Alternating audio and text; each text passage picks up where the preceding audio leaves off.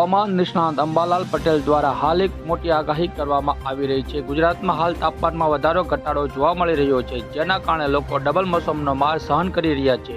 સવારે ઠંડક તો બપોરે આંશિક ગરમીનો અનુભવ થઈ રહ્યો છે।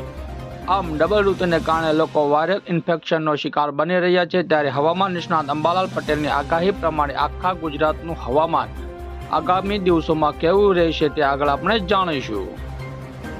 રાજ્યમાં છેલ્લા 2 દિવસથી રાજ્યના મોટાભાગના શહેરના લઘુત્તમ તાપમાન ઘટી રહ્યું છે। ગુજરાતમાં 7 દિવસ હવામાન શુષ્ક રહેશે। લઘુત્તમ તાપમાનમાં ડાઉન ટેન્ડન્સી રહેશે, પરંતુ કોઈ મોટો ફેરફાર નહીં થાય। હાલ ગુજરાતમાં પવનની દિશા ઉત્તરથી ઉત્તર પૂર્વની છે।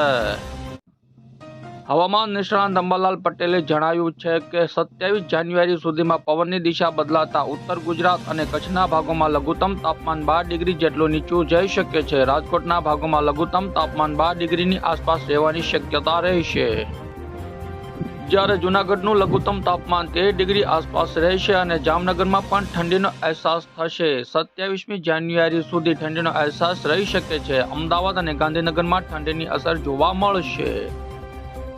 અંબાલાલ પટેલે માવઠાની આગાહી કરતા જણાવ્યું છે કે 30 થી 31 જાન્યુઆરીમાં બીજું વેસ્ટર્ન ડિસ્ટર્બન્સ આવી શકે છે। ફેબ્રુઆરીની શરૂઆતમાં દેશના ઉત્તરીય ભાગોમાં મેઘગર્જના સાથે કમોસમી વરસાદની શક્યતા રહેશે।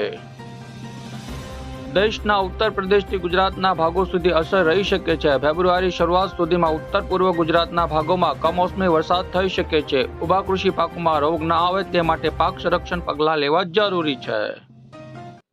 તો મિત્રો, હાલ માટે આટલું જ। મળીશું નવી અપડેટ સાથે। જો તમને અમારો આ વિડીયો પસંદ આવે તો વિડીયોને લાઇક કરી દેજો અને અન્ય મિત્રોમાં શેર કરી દેજો, અને અમારી આ ચેનલને સબસ્ક્રાઇબ કરી બાજુના બેલ આઇકનને દબાવી દેજો, જેથી કરીને તમને આવા સમાચારની અપડેટ મળતી રહે।